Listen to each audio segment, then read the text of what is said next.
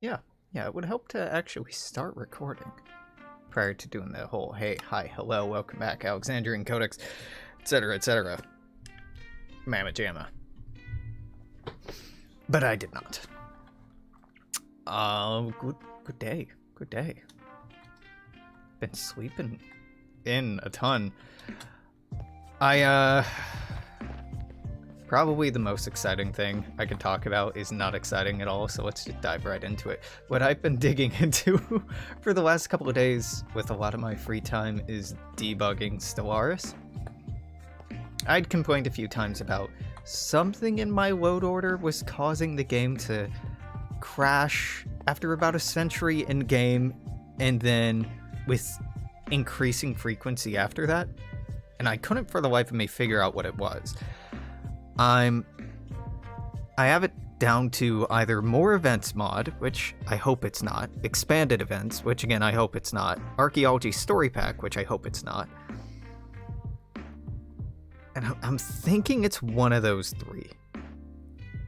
Right now I'm running a test game that is testing if it's either carrying capacity, ruler level system, galactic community expanded, dynamic political events, more AI personalities, or technology ascendant, and I don't think it's those. I think it's one of the events or archaeology mods, which sucks because they add more content. Basically, more content is great, but I think one of those events causes a crash. I'm not sure which one, and the only reason why I'm suspecting it's those is I cleared out like a bunch of the mods that I thought, okay, it could be any of these, let's just test run a game without them, and I got to like 24 late 2400s and I hadn't had the crash, so I'm like, okay, pretty sure I had disabled the mod. And then I listed all the mods I had disabled. But what's tedious about this bug is it isn't like a 5-year bug, it's not a 10-year bug, it's not a yearly bug, it's like a century long bug. So I have to put in a pretty substantial amount of gameplay just to find out if it's fucked or not. I'm thinking it's something to do with the archaeology mod, if I had to guess. If I had to go out on a limb, I think it's some kind of archaeology not sitting right with the AI for whatever reason and breaking. Or maybe some incompatibility between the archaeology or event mods and Gilly's modifiers. I'm really not sure. Again, because the crash log hasn't told me really anything worthwhile except some shit that I know isn't causing it to crash. I'm really in the dark here. And oftentimes I can, like, continue from the save, but the crashes become more and more frequent, eventually the save becomes unplayable. And it's not, like, super late when that happens. I haven't even hit late game. It's quite frustrating.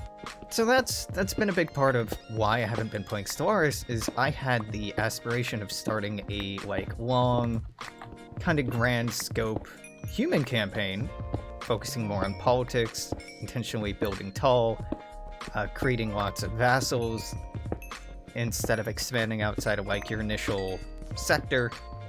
Like doing a lot of things to really intentionally hamstring myself. And I still like that idea, but the crashes have made the test runs all fail, and have really pushed me away. And I've been trying to make this work for like a year now.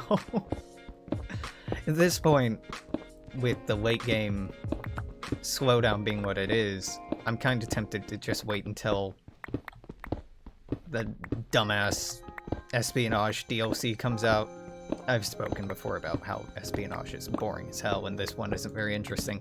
But the pop rework, possibly leading to performance increase, that I'm into. That I'm very into.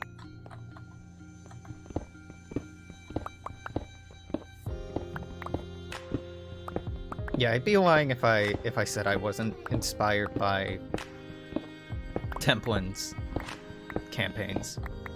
Seeing Mark play, it's weird. Swiss Mark. I knew him on the interweb a long way back, where we worked on mods together. I mean, I say we worked on mods. Mark worked on mods. I tested mods and I wrote lore and like participated in the community. And yeah, it's been very weird and cool as hell to see the Templin Institute do as well as it has, because prior to that, the big project was Dawn of Victory, the whole World War II in space project, which I was a part of for a while prior to going to college back in like 2010. Yeah. You know, the funny thing is, I always thought he was better at video games than I was when I was younger. And watching him be on the spot and having to play Stellaris in front of an audience, I'm like, I'm better than this motherfucker.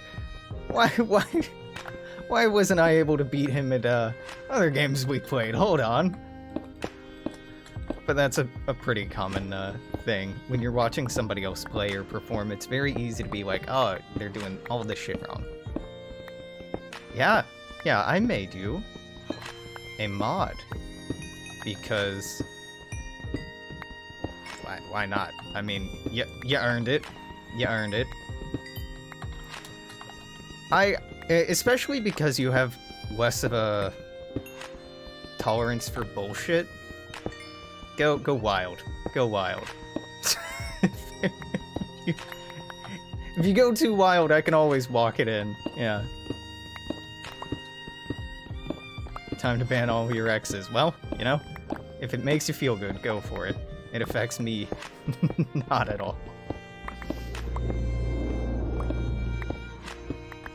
Yeah. I've been meaning to mod like actual friends of mine who pop in. Ah shit, I should have done that last night actually. But it was only after the stream day before yesterday that I thought to before closing the Twitch window. Like, yes. Sword them all.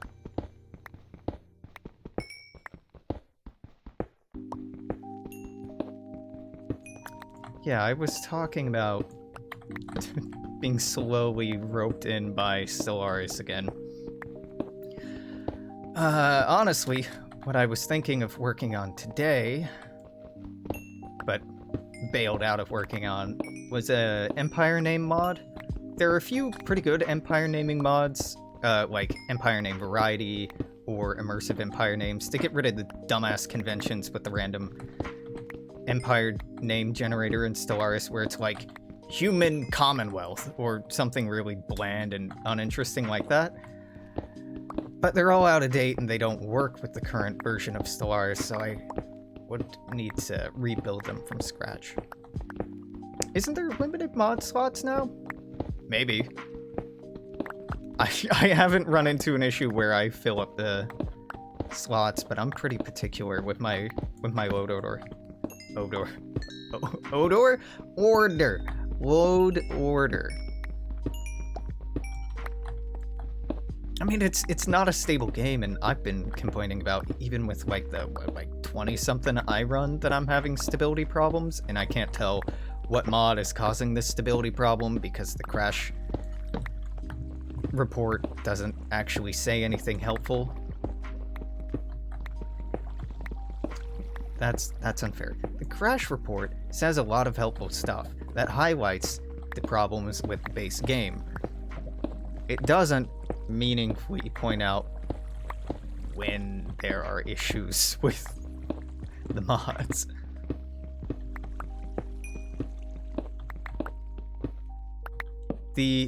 But Stalin killed some of my family, so all leftists are bad, including those who despise Stalin, sent an unban request asking why he got banned. Yeah. Just leave that unread. I talked about that like immediately. You can just link them to the VOD with the timestamp of me being like, that's a fallacious argument, it's bad faith, it's not constructive. It's so weird that people are like, oh yeah, Stalin killed people, Soviet Union killed people. Like, ooh, these statist regimes killed people, therefore communism bad. But if you want to compare the head count, or the body count, not the head count, the body count of people killed by capitalism versus people who killed by ostensibly leftist regimes, you're gonna find the United States alone has killed more people than all communist, leftist, etc. nations. Yeah. Nah.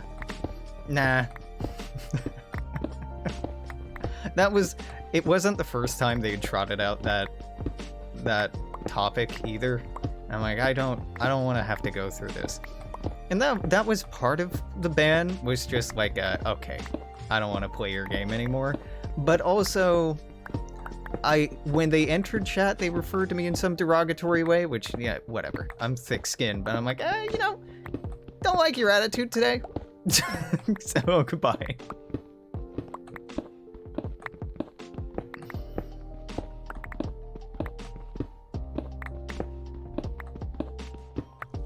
Yeah, I would rather... I would rather sit here and talk to myself and have no one fucking watching, and have like no one watch on YouTube, and this just be like a meditative chill time for me. I would rather do that than have someone posting whataboutisms and trying to argue with me in chat the entire time. No, that ain't what I'm here for.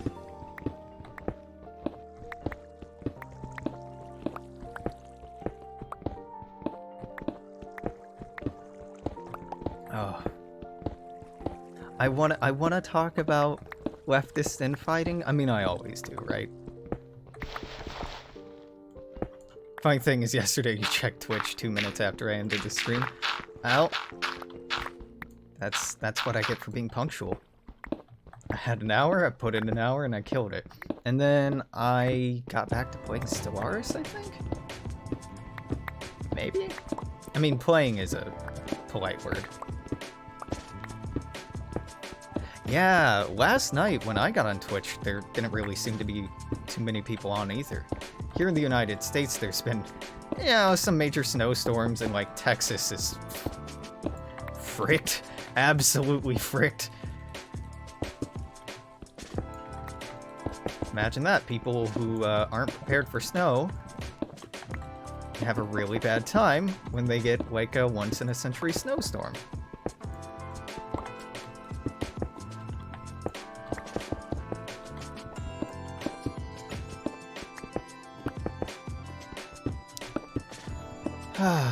Yeah, nothing's really like moving me much today. I'm really enjoying this kind of glib headspace that I'm in. It ain't bad. It is not bad. Like, I'm actually sleeping well and relaxed, and like talking with people and flirting with people and not just like wanting to die. It's pretty cool. It's pretty cool. Didn't the We Were Republic, We Will Secede governor ask Mamidon Fed government for cash? Yep, and asked for a state of emergency, which was immediately approved. Like, Texas, Austin, Texas, particularly, I know is doing so poorly that the energy drain is so much higher than what they're used to, because people have their heat on in houses that aren't properly insulated for the cold, that they're having to do controlled rolling blackouts in Texas. Like, people I know in Texas are talking about, like, oh, the power's out again. Like, Jesus fucking Christ, that's so bleak. Capitalism, baby. Capitalism. Hell yeah. What if we just ignore the environment and not move towards cleaner, more sustainable energy sources? And then when there's a, you know, freak snowstorm, just rolling blackouts. And very little government help. Perfect. Perfect. What more could you ask for? Well, I'm trying not to dunk too hard on Texas because, you know, there are people in Texas who are not nationalists, who are not fanatics. They just live there because of the cost of living, or they were born there, or there's work for them there. And the next day. And I am sympathetic to the people in Texas. I'm not sympathetic to the people who have made the policies and culture of Texas what it is. They do not deserve to be freezing. No one does. But it also is kind of funny. I mean, here in Seattle, we've had the most snow since the late 60s. So like 60 fucking years, more than half a century. And our city's handling it pretty poorly. Like, you know there's a problem when Grubhub is like, no, we're not delivering. Uber Eats, Grubhub, etc. are just like, our services are temporarily suspended. You know, there might be a pretty serious situation going on. Because it's, like, legitimately unsafe to drive on some of the roads here. Not just, like, normal winter unsafe, but, like, especially unsafe. Because of how steep they are, how few snowplows we have, etc., etc. I guess we all have future pants. I was guilty of this very typical Midwesterner thing where I'd go to other parts of the country and be like, oh, you don't know what real winter is like. But I've outgrown that and matured and bettered myself as a person, so I don't do that so much anymore, but holy shit, there's a lot of that going around.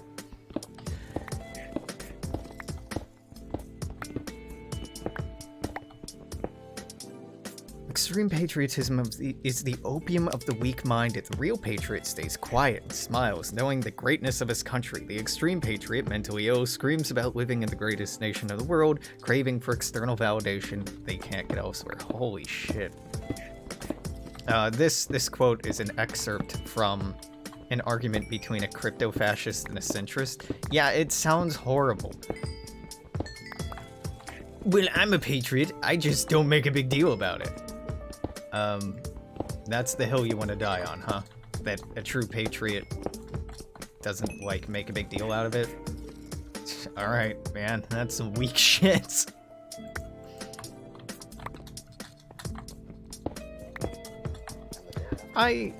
Nationalism is a plague. Alright, let's get that out first before I step into this argument needlessly uninvited. Nationalism is a plague. Patriotism is bad. With that said, I never really got the super extra patriotic fervor. I don't know. Yeah, they're both bad. No, I was gonna be like, they're right. But they're not. Like, both of them suck. Like, imagine being proud to have borders keeping other people out of your country. If your country's so great, shouldn't you feel bad that it's excluding other people from that experience? If there are aspects of your country to be proud of those aspects. But, like, why are you proud to exist in a society that through borders, laws, and legal systems intentionally excludes people? Like, it's almost delving into actually patriotism bad territory, but they weren't brave enough to jump the jump. Yeah, they're just like, you should be proud quietly. Okay. Weak. It's a very weak argument. I'll just say you shouldn't be a patriot. No one should be a patriot. Patriotism is bad. But my nation's great. No, it isn't. If you think your nation is great, you are not putting it under enough scrutiny. It's okay to recognize your victories, your successes, but I think it's more important to focus on your failures and the ways you can improve. Patriotism and nationalism are key components in the deaths of millions of people in the last century alone. Like, you know, compassion, humanity, dignity, these are things worth being proud of. Absolutely. Democracy, sure. Helping take care of your neighbors and community, absolutely. But the nation? No. No. A nation is an inelegant, awkward tool for providing mutual protection, mutual aid, mutual services, standardization of law and culture and norms. Being proud of a nation is weird. Very weird. I'm better because I just happen to be born in this one place. Okay, cool. Alright, you do you. Is this in a mine? This looks like it's about to bust into a mine.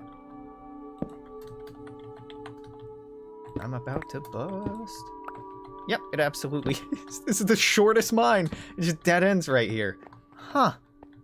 Alright. Cool.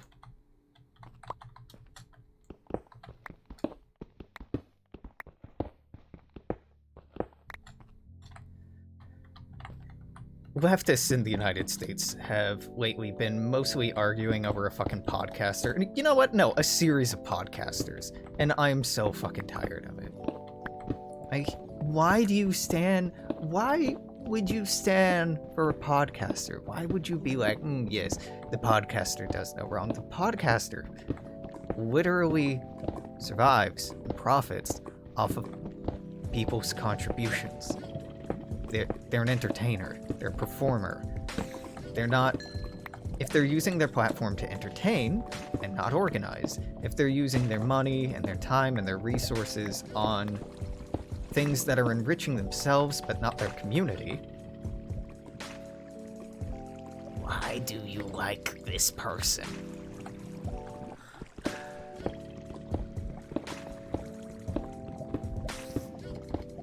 Virgin Patriot versus Chad Multiculturalist.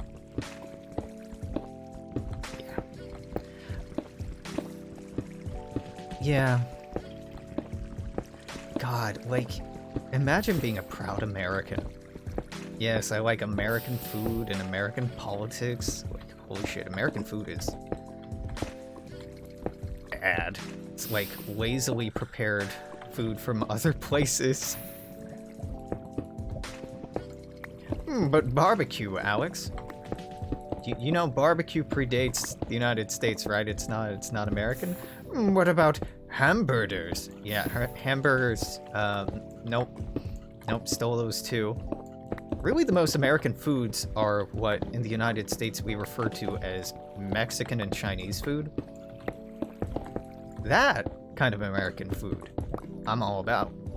I'm all about fusion. I'm all about iterative dishes borrowing from lots of different cultures and palates. But,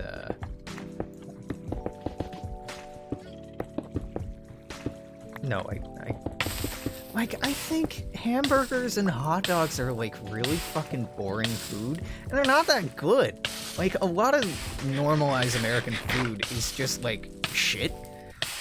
It's cheap, high-protein, high-calorie sustenance that you get because it's heavily subsidized by the government to be profitable for, you know, private farms to produce. If we stopped ruining Hispanic dishes, that'd be cool too. I don't know what you're talking about. The United States ruining things from other cultures? We'd never do something like that.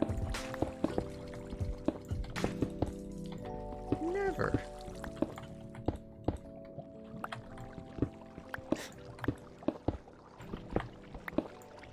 I primarily live off of food that most Americans would think as Hispanic. Like, rice and beans are, like... That is my jam. That is what I get the majority. That is my staple. And I add shit to it, naturally, but that's my staple. Fuck. Yep, that's my staple fuck. I really like the concept of a staple fuck. Actually, like a staple food, but like, a person who you have sex with is like your base for getting your intimacy needs met. Oh yeah, that's my staple fuck. You know, it checks all the boxes. It's nothing fancy, but you know, it's pretty good. Yeah, it's a staple fuck. I totally lost my train of thought. Oh yeah, I would never ever categorize what I eat as Hispanic. No, I do a terrible job in preparing it. I don't make it nice at all. I make it a cheap source of carbs and protein and fiber and vitamins and just be like, there we go. This is enough to live off of and it don't cost much, so I can spend money on food that actually makes me happy as a treat.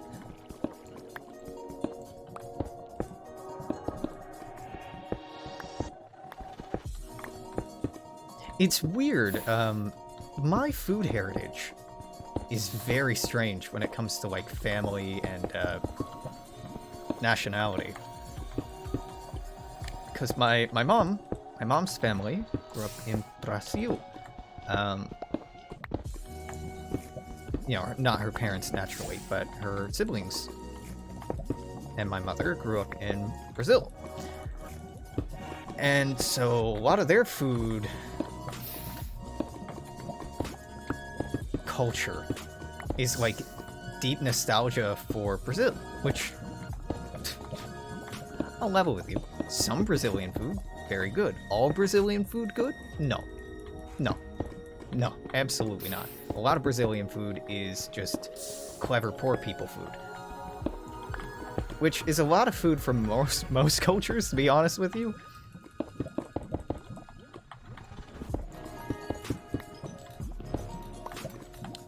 But, yeah, I won't lie to you, I am a little bit of a snob when it comes to food. I can be quite, not picky, I'm open, my palate is open, but I like what I likes. Appreciate how gringos get their mind blown when you point out that Mediterranean Europe had rice way before Columbus. No, rice is Asian, what are you talking about? Rice is Asian, and comes from China, and European dishes don't use it. I don't like it because it's white and it's not bread. Real Americans just eat bread and milk and cheese and meat and fry it all up and occasionally have a vegetable. Like, holy fuck, that's the craziest thing about American cuisine, is just how averse it is to plants, to fruits and vegetables. Like, imagine creating a national cuisine that didn't worship mangoes as being the perfect food that they are. Imagine creating a cuisine that didn't, like, hype up pineapple.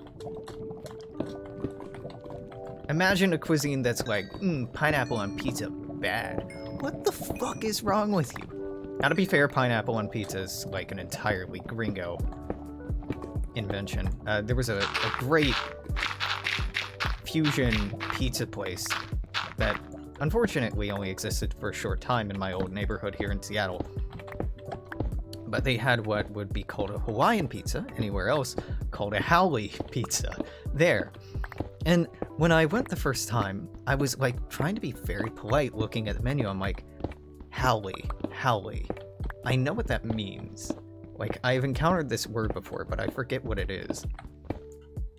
And I'm like, to the waiter, I'm like, haole refers to a white person derogatorily, right? And they're like, yep. And I'm like, oh, okay. All right, thank God. I'm like, this is a derogatory term, right? Like, am I good saying this? I think it's for my people, but I don't remember this confidently. But that's a cultural change. I'm 100% behind. Let's call Hawaiian pizzas after white people, because they are white people food. One popular E4, what if historical but earlier start date mods gets a why the fuck is there rice in Italy bug report every couple of months? Motherfuckers be forgetting about the silk trade going on for millennia. Silk Road? Never heard of her.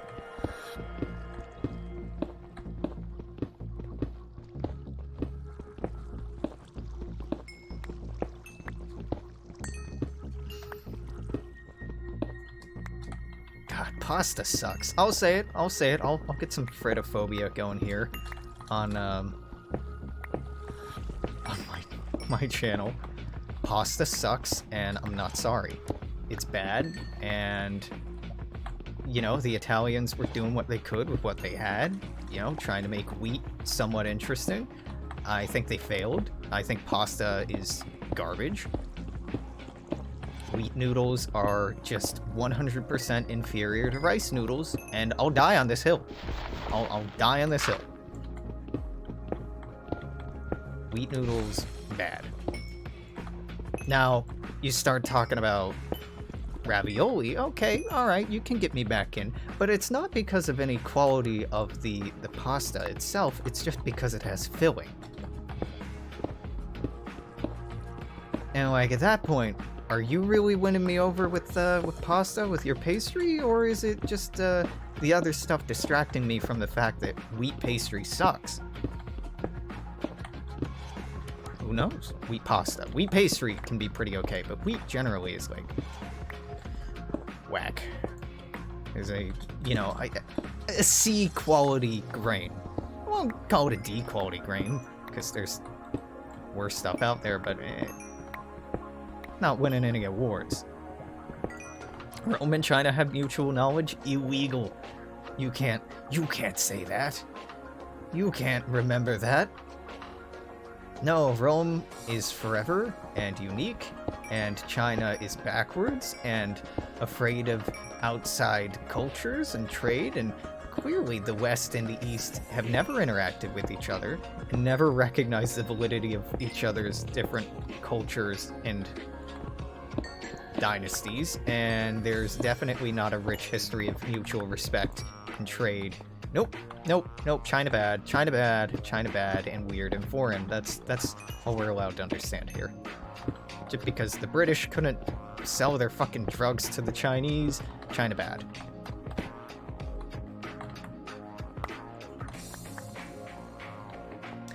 God, the Opium War is so fucking crazy that we talk about it in school like, oh yeah, you know, there was the Boxer Rebellion.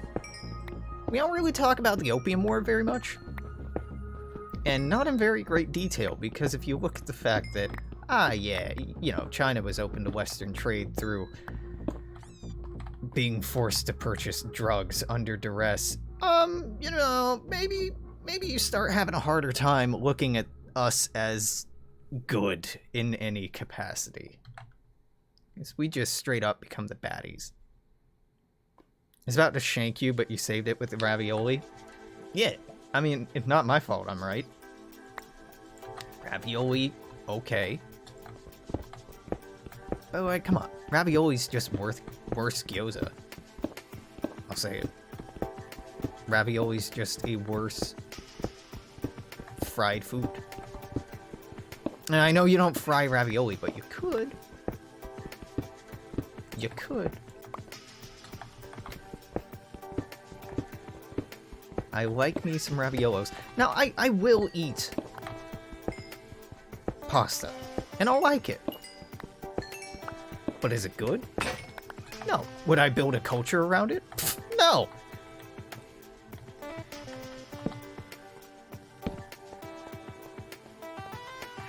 And don't get me wrong, I'm not being like, the English are better. Dude, the Italians are like, Italian culture and cuisine are miles and miles better than the rain-soaked, coal-strewn islands that my people came from.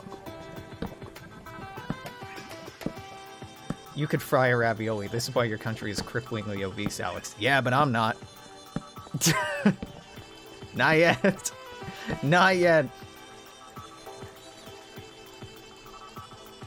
Your scientists were so busy about thinking if they can, they didn't think about if they should.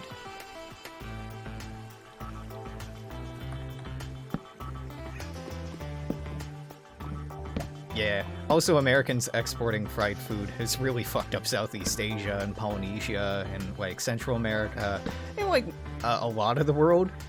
Fried food is an American export, cultural export. Has been a massive, massive contributor to a rise in obesity globally. USA, USA. What's not to love? We take all your resources, we exploit your labor, we kill your loved ones, and then we give you heart disease. Or did you bring in democracy and freedom to the rest of the world? Yeah. It's already been 40 minutes, what the fuck? Minecraft really does have this kind of magic to it. At time just slips on by. I mean, the chill vibe and tunes, they help. They do help. I mean, I come from the land of fried ice cream. Right, I'm not gonna front and act like like we don't have problems. I opened with condemning American food before I started making fun of the Italians. There's this weird-ass perception in the United States that Italian food is fancy. And I don't get it. I don't get it. Ooh, it comes with wine and, like, fancy, nice sauces and, like, candlelight. And I don't know why I'm doing a voice, but I guess I'm doing a bit here. Like, oh, there's candlelight and, like, wine and, ooh, my, it's so fancy.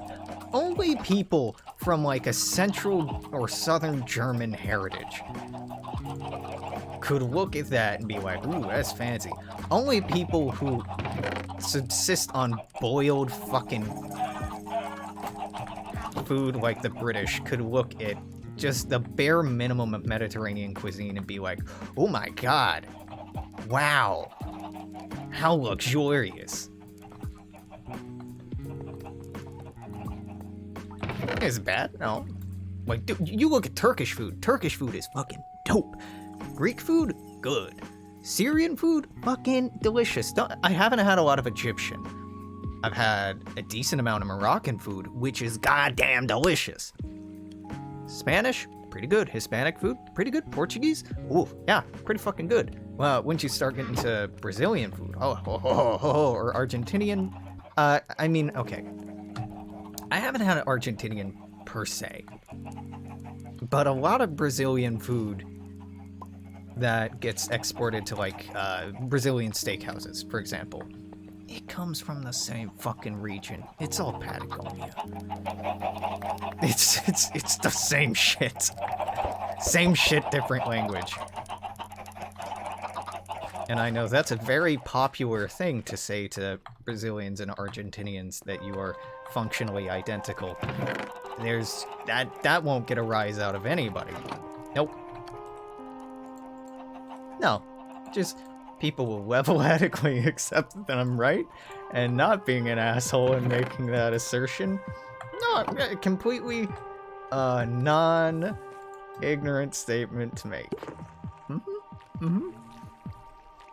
There's only 3 types of food: bad, good, and trying too hard. Wow, that only had unbreaking. What a piece of garbage.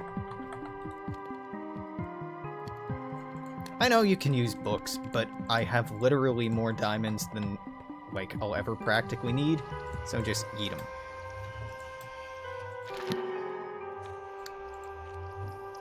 That's pretty good shit. I'd really like something else with fortune, though. Efficiency... yeah? Yeah? Okay, tell you what, that gets put away. This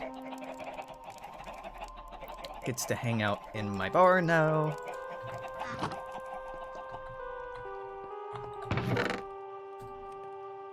I'm talking about nationalism being dumb, and then I'm also dunking on different nationalities. Yep. There's no hypocrisy here. There's no double standard here. None at all. None at all.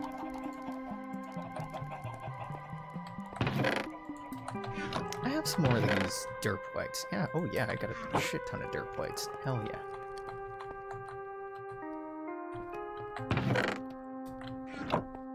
It's your American showing. Yeah, you practice American culture by just making fun of everyone else and then getting indignant when somebody so much as raises an objection. It's just a joke! That's American culture. And if you don't like it, we'll invade you.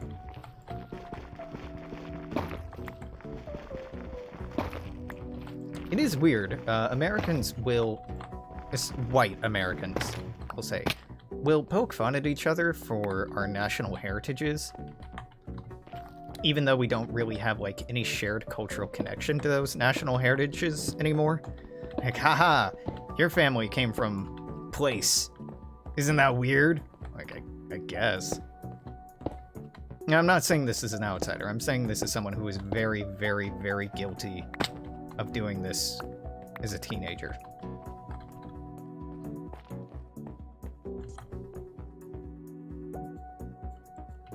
But I think maybe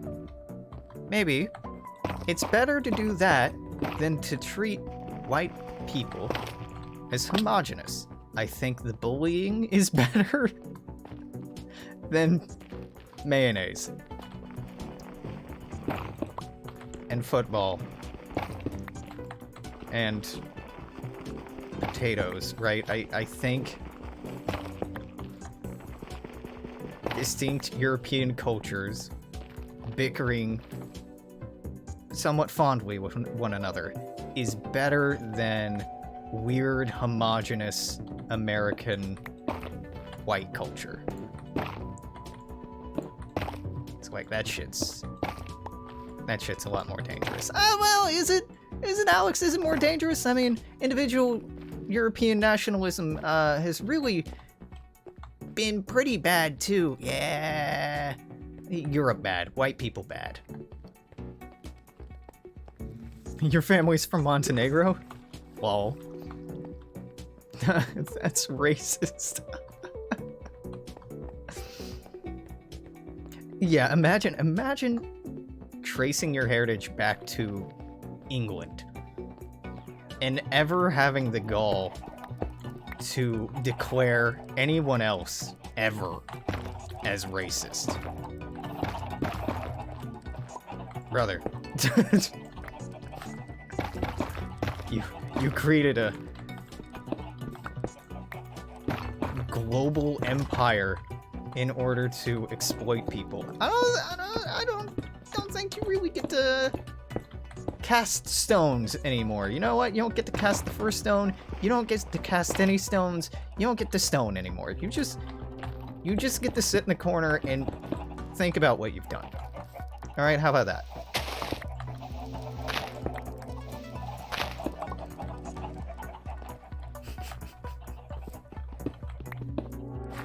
Yeah, I wish I had heritage I was more proud of.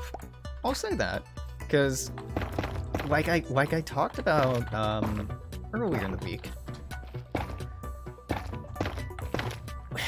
a lot of the people in my family who, I don't know, I don't know of a lot of people in my family who are socialists, who are progressives, who are reformists. I know a lot of people who needlessly died for the American state, a lot of people who formed the entirety of their identity around, you know, American nationalism. That don't feel good. When I was younger, it was like, oh yeah, my family's been here since super early colonial days. Alright, dog. Just means that they, stole a continent and probably committed violence against the indigenous peoples. Cool, cool, cool, cool, cool, cool, cool.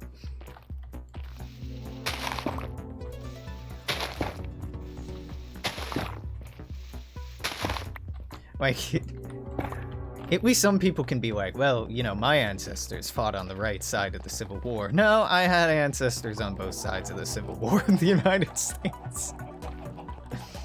Can't even be like, well, at least they fought for the people who didn't want to perpetuate slavery as badly as the other ones. No, I don't even have that to stand on.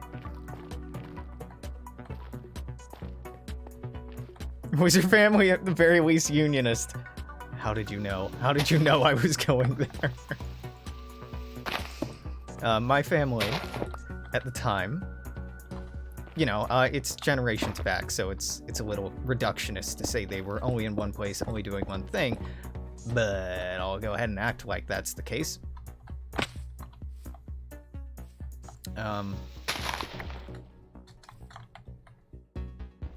Yeah, my family's from the South, primarily. I mean, Kentucky was about as far north as most of them had gotten for a while. Some had been on the East Coast initially, but the Todds and Faulkners and Morrises and, oh god, I forget the other last name. They were all farm people. I mean, they weren't particularly rich, as far as I know.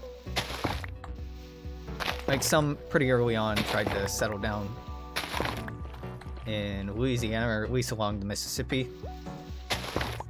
And I think they just kind of followed the Mississippi River up and ended up in Appalachia. Yeah, but, like, I'm sure if I were to dig into their history, there's probably some stuff I would really rather not have to know.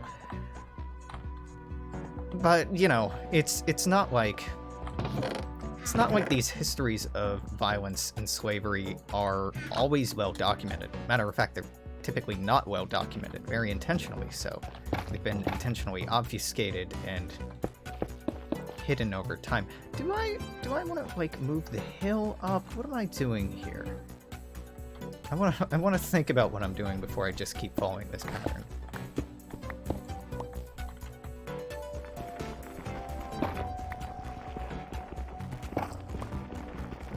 Especially after the Civil War, a lot of people who did own human beings as property tried to distance themselves from that history and from that legacy as quickly as possible because it became politically toxic and socially toxic to be associated with the South. Kentucky tried to walk the line when it came to the Civil War, tried to stay neutral and not get involved, which, you know, is definitely heroic, right? Yeah, not the coward's way out. Oh no, we just want to sit here in the middle and reap the benefits of the slavery system, but not secede. Okay, Kentucky. We're patriots. We don't want to fight each other. Yeah, alright. Oh, time to sleep. Yep, Angry Birds. The Angry Birds aren't like a mortal threat to me, but they are quite annoying. Yeah.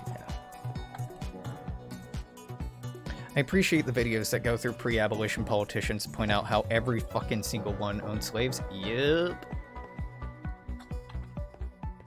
Yeah, the whole cult of personality surrounding the founding fathers in the United States is some weird. Oh, hey, you got a torch. That shit weirds me out. Because these motherfuckers were incredibly racist, sexist, they own slaves. Like, you can be like, hey, you know, they believed in representational politics. That's pretty cool. I'm glad they made this legacy for us. But then just kind of ending the conversation there and being like, they were great. They weren't great. They were, like, okay. And actually, they were, like, deeply selfish, which motivated their seemingly populist approach. And, like, they created a republic with power towards landed elites, particularly landed slave-owning elites, being favored by that system because they weren't really interested in a system that benefited everybody, but a system that just more directly benefited themselves. Kinda, you know, hard to be a fan of these people at that point. They bad? They bad.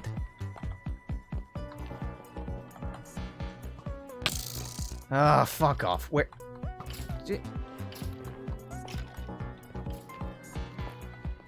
Oh, yeah. This is the downside to all the water. The monsters start getting some ideas.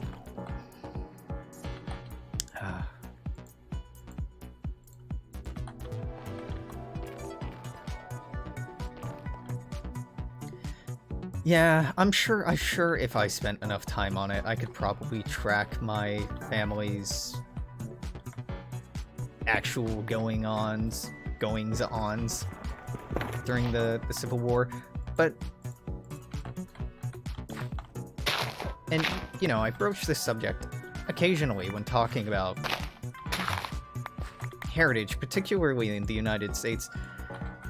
It's a really weird thing that we feel a sense of pride or affiliation with people who lived with no consideration for us whatsoever. Like, claiming their actions or inactions as my own is very, very weird. It's a very weird thing we do as humans. Like, wait, I didn't do or not do whatever they did or not did. How do their actions reflect on me? Now, it's one thing if your daddy owned, oh, let's say, an emerald mine in South Africa during apartheid, and you perhaps use that wealth to, oh, I don't know, become an investor in several successful companies and then slap your name on it like you had any ownership in that success. You know, that hypothetical, which clearly I'm not talking about anyone in particular. Perhaps then you could be like, am I a baddie? And the answer is yes, Elon, you are. There's a difference between directly benefiting from systems of oppression and violence. Oh, no. And just having people in your ancestral line who did shitty things. It can be both, and it quite often is both.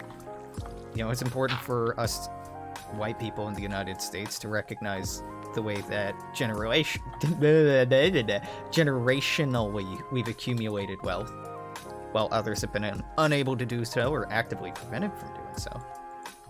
Some of Argentina's most influential founding fathers wanted to be a descendant of the Incan monarchy to crown the king of Rio de la Plata. Ancestors were based in native-pilled. Can you say the same? No. No, we cannot say the same. Would not dare to say the same. My ancestors were pretty simple people. Honestly, that's my takeaway. They seem like pretty fucking simple people. I mean, with last names like Todd, you know, I got a lot of motherfuckers distantly related to me.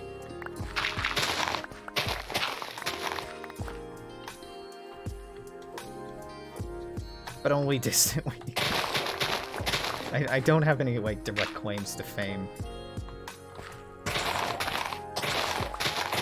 And even if I did, that kind of... you should know me, because... my last name is Kennedy, therefore it means something intrinsically about me. I don't like that shit. I don't like that shit. I don't like the value of the family unit and the family line. I don't like how much weight and power that holds.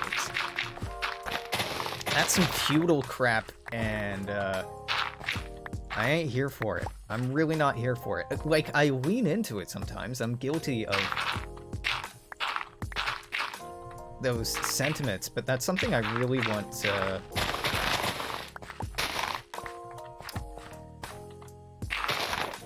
tease out, and a association I want to unlearn. I want to deprogram that, essentially.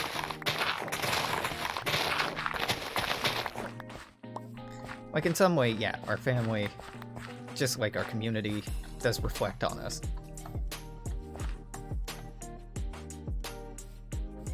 But it doesn't have to.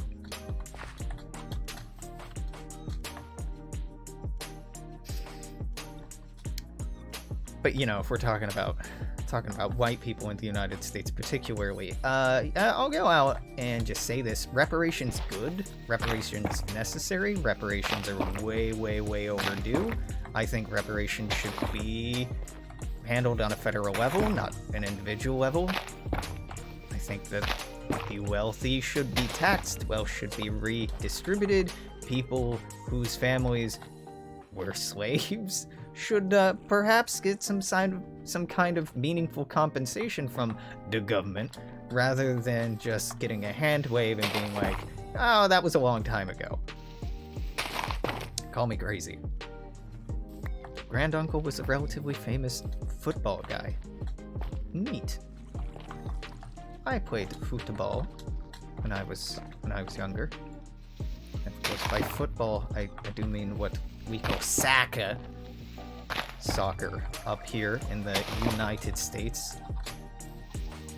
Actually like it quite a bit. Yeah, imagine that. My, mother who grew up in Brazil wanted her kids to play soccer. Crazy. Who could see that coming? I was pretty good at it, too. I played defense primarily because I was lazy. am lazy. I am lazy. I would much rather accomplish something by sprinting for a short period than be running constantly. As a sign of weak character, I guess. Yeah, sure. Soccer is a lot of fun. But then, like, American football? Dude, that shit sucks. That's not fun at all. For me, personally, if it's fun for you, great. I kind of wish it wasn't the national sport. Hey, but baseball is a national sport. No, it isn't. Might have been once upon a time, but baseball has sunset, and you know it, and I know it, and anyone saying otherwise is lying to you.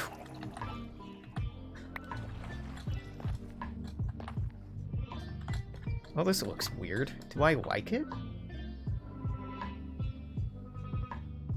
I'm leaning towards no.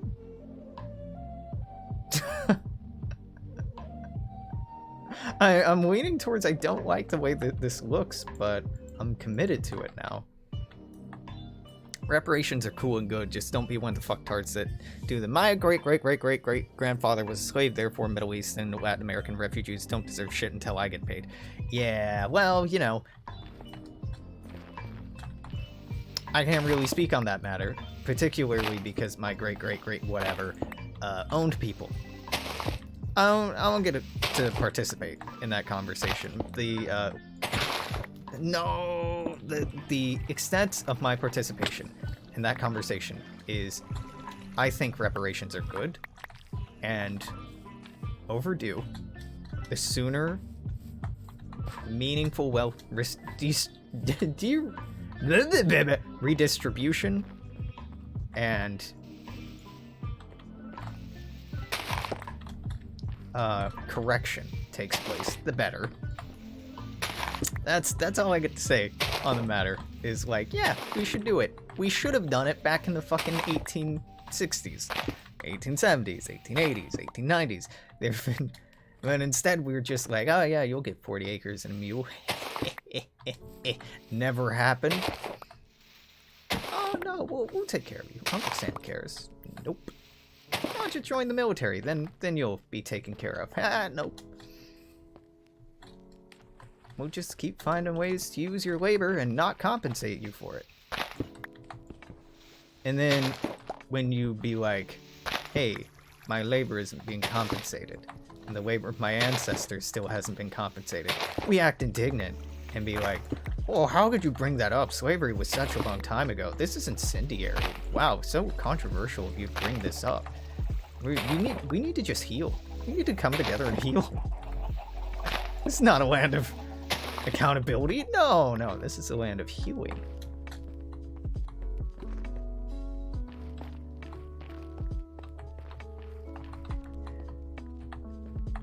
Well, I don't think I'm blowing any minds with having these feelings. Okay, look, I know it's been over an hour, but I'm not actually done with what I'm doing. I'm totally gonna forget what I'm doing. So we're getting some bonus content here. And not the fun kind of bonus content. For the fun kind of bonus content, you probably have to slide into my DMs. And even then, I will be, I put on a facsimile of, like, confidence, and I have some, don't get me wrong, but people would not be wrong in accusing me of having, let's say, sub-like qualities. You would not be wrong in making that assertion. I might try to wiggle out of that assertion and be like, no. But, you know, there's definitely some validity to those assertions. Coming together with white gringos. I'm not an uwu anything, though.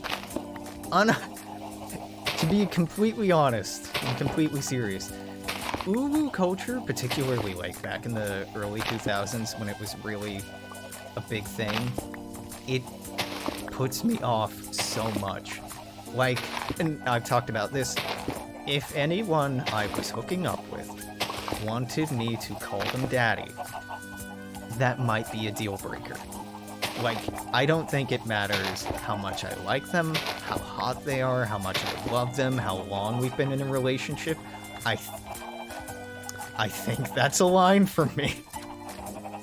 I think that's a no-go for me.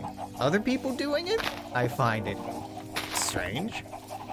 And the same thing goes for I would never call a sexual partner mommy. No. I just... Why you gotta add family relation titles to a sexual interaction? Like, it's one thing, yes, I like having partners who are strong and confident and can assert themselves over me. Sometimes. Even as a default, maybe. But, you know, sometimes. I like that. Why do we gotta make it familial, though? What's up with that? You can't escape from the uwu culture. It's been absorbed into greater gaydom. Yeah, it kind of has, and I hate it. I really, really hate it. But, you know, tough shit, Alex. I'm hearing those clucky fucks down there. The pleating face keyboard smash bottom noises is here to stay. I hate it. Like, the whole keyboard smash reaction, who does that? Who fucking does that? I don't do that. Like, shit. I don't turn into a fucking infant. And somehow that's like, are you sure that you have sub-tendencies, Alex? I'm pretty sure, but because I don't turn into a fucking infant who can't communicate. Who can't communicate? Why does that sound grammatically wrong to me? It isn't, right? Who can't communicate? Who's unable to communicate? I mean, it seems like it's grammatically correct. It just feels wrong. Irregardless, which is also possibly grammatically incorrect, but is a fun, bad word to say. Dog, just like, why? I don't want to be a stereotype. I don't want to be that stereotype particularly. Oops. I just want to have fun and find the way that I have fun best with my partners. And if I happen to enjoy strong, assertive people, that should be fine. I shouldn't have to adhere to some fucking dumbass infantilizing mode of behavior. And I don't really feel that pressured to, but I really don't like the perpetuated norm, because it's weird. It's weird and gross, and yes, I'm out here kink shaming. Parent play, child play, that whole daddy, mommy shit. Nope. It's bad. It's bad. It's bad. I will kink shame. I will die on this hill. Because how is it not just incest fetishization? How is it not that?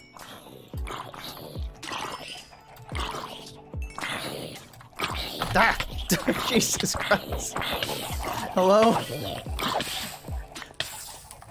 Welcome to my home.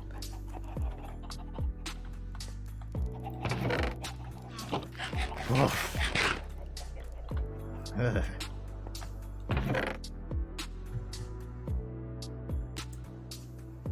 Where did I get a potato? I'm not growing potatoes. Ireland has blessed me. Okay, yeah. Even though potatoes, you know, not from Ireland, but we on those negative stereotypes today.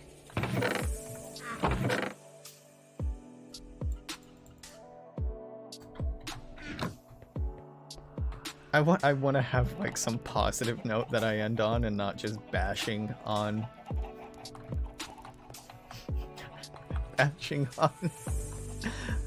something like that, but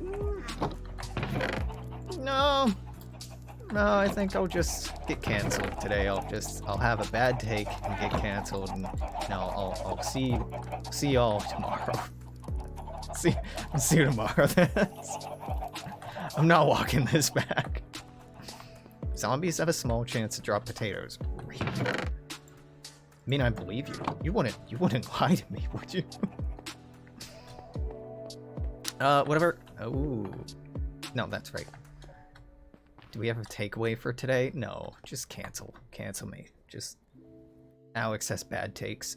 Oh god, that's driving me crazy. That's not done. We're not done yet. We're not done yet. We're not done yet. Just one more thing. I'm very much in the Minecraft sauce today.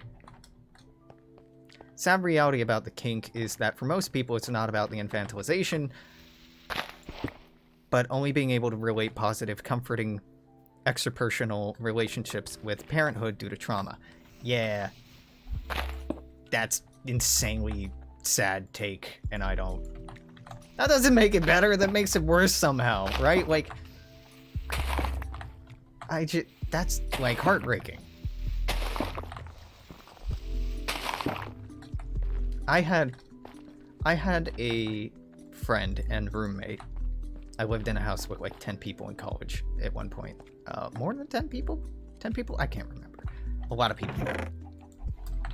And one was very much in that she was a little. She was absolutely a little, and it made me insanely uncomfortable, but, you know, I cared a lot about her, and I did not bash on it. I respected it, and didn't, like, ask her weird questions about it or anything. I was just a normal fucking supportive friend, because that's who I am as a person. This story's gonna take a minute, so I guess I'm throwing down torches.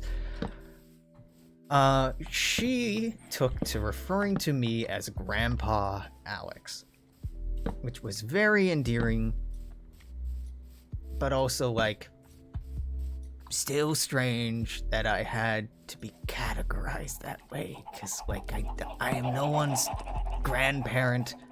Like, I'm bitter, sure, like referring to someone in their late teens or early 20s as a grandparent in any capacity. Like, I am a young, very sexual creature, and I would rather not be characterized. Oh, I fucked this up. Characterized as being old, even though old people are statistically much more sexually active than young people. Yeah. Enjoy that tidbit. That's some knowledge you can never unlearn. It did not make me feel good. It did not bring joy, right? But it was really sweet, and I had no idea how to handle it. She also acted like a cat. Pet play, again. Thing that... No. Like, I think... I must have given pet play, like, half a second of thought. Like, is this something I'm into? Nah, you know what? I don't want to be into it. I'm gonna close the door on this. We're just gonna close this and never open this door. This seems not for me. Yeah, she acted like a cat and like would meow and purr and want to be petted. And, you know, great person, very smart lady, very smart lady. But get other people's consent before involving them in any sort of play. Age play, pet play, any kind of role play. You need consent and buy-in. And she didn't really do that. She just kind of hoisted it upon people around her. And that's some bad fetish practice. That's some very bad fetish practice. Just overall. Yeah. And that's relatable. We all have varying degrees of trauma. I can never, call me daddy and I will never call you back, is basically where I'm at. I can respect the cuddle craving side of it. Yeah, totally. But just ask, right? Just ask. That's where I'm at. Like, I like affection. I'm not a monster. I swear I'm not a monster. But I'm like, goddamn. That's great person. Just learn to manage your stuff and respect other people a little bit. What the fuck am I gonna title this one on YouTube? Probably just like pet play or daddy or something like that. That'll get the clicks. That'll get the kids' attention. but it has been over an hour. I think this is it for today. I don't really know what else I'll be playing. If I get Stellaris working the way I want it to work, maybe, but honestly, it'll never be there. Slavery and kink shaming. Oh no. That's even more provocative. Well, we'll see what I come up with, huh? So, if you were watching on YouTube, until whenever, later, tomorrow, probably, I'm gonna say take care, toodaloo, see you then, bye-bye.